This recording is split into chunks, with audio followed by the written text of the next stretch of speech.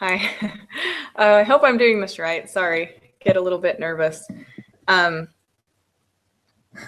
okay, so hi everybody. I'm Sarah.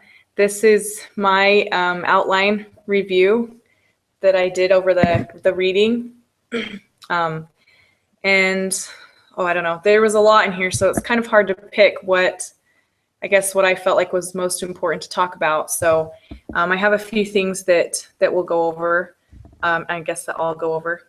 The first one I thought that really stood out to me was that that idea that we're not therapists. We need to be teaching, and we're there to kind of prevent things from happening rather than fix these major issues that some of the families might be facing. And so it was the primary and the secondary prevention that we're focusing on mainly.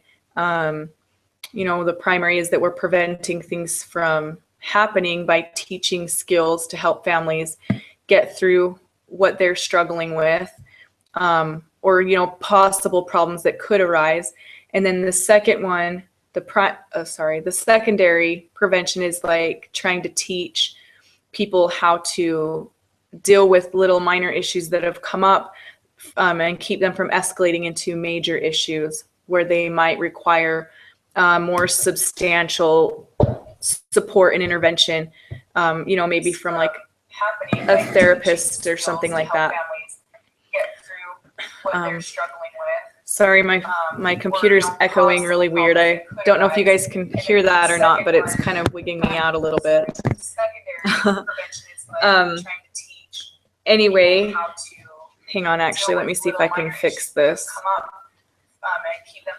I'm not going to be able to talk if I can hear myself like 30 seconds ago. Okay. I hope that doesn't affect any of the sound. I'll have to listen to it when I'm done. Okay, there I am.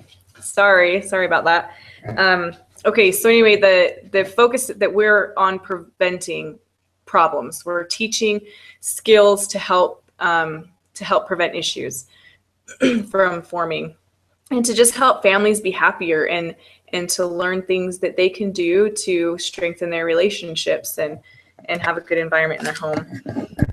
A second thing that I thought was really important in the reading is that, and it mentioned it a couple different times in the different chapters, which is kind of nice about these chapters is, they all kind of, some of them repeated things or expounded on things. And so that kind of helped in picking what I wanted to talk about. But the next thing I was going to say is that a lot of these programs are not reaching the families or the audiences that need them the most. They are, either not aware of them.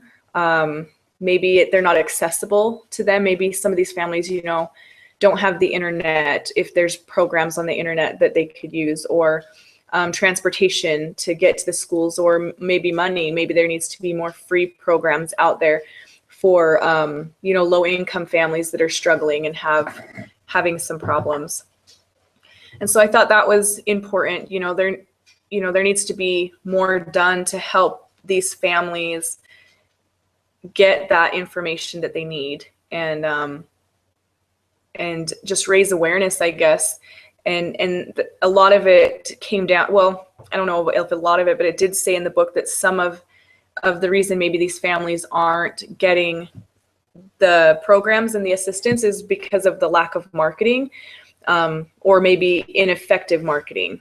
And so that was something I thought was important to think about too in doing family life education, and kind of about my own workshop.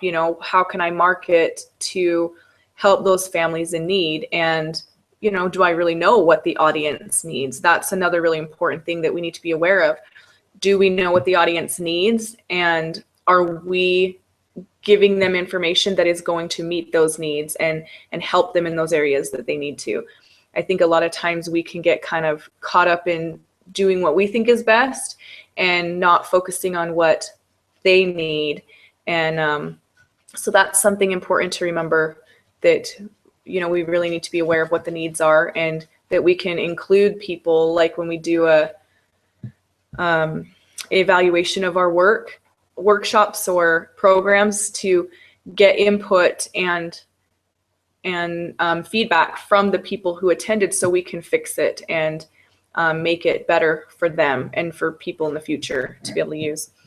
I think, and I don't know, maybe a lot of people did this too, but I really, really liked Appendix A and all the principles that they listed for to keep in mind when working with people that we're going to encounter. And some of the ones I wrote I really liked a lot of them, but some of the ones I wrote down in the outline were the principle of agency, the principle of momentum, and the principle of loss.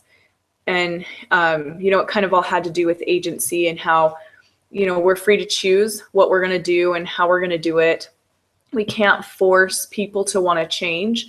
We can't force them to come to these classes. I mean, I guess if it was like court ordered or something, you could, but again, you can't force them to change.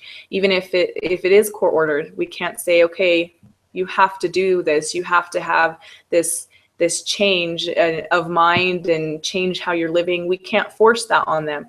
But if we're offering a good enough program, hopefully they'll want to change. If that's something we can encourage them, and they'll want to by what we're giving them. And then momentum was that you have basically all of your life pattern or whatever is the accumulation of your choices. And so that's important, because our choices do affect other choices that we're going to make in life, and those choices affect other people. And I think people sometimes don't realize that in families, every choice you make is going to affect someone else in your family. And I think if people can understand that, that could cause them to want to change, because they could realize what effect they are having, good or bad, on their family members. And then the principle of loss, that basically things, to change things and to get something, we have to sacrifice something. And sometimes I think people are afraid of change because they don't want to have to lose something or give up something. And if they can recognize that what they're losing, or I guess what they're gaining, is much better than what they're losing, that could also cause them to want to change and have those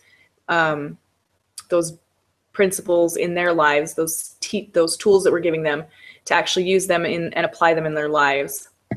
Because I don't think people like to change for that reason, that they have to give up something else. A parent who doesn't spend very much time with their children because they like to watch their shows, if they have to give up something like that in order to spend time with their family, we can help them see that that is a better choice for their family as a whole.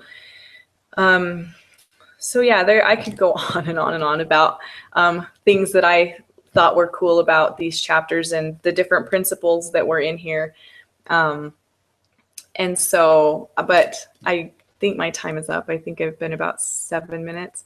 I'll have to check and make sure. But anyway, yeah, so that's kind of some of the things I put in my outline. I didn't get to do very much of it, obviously. And sorry, my outline is really long. Anybody who reads over it, it's long.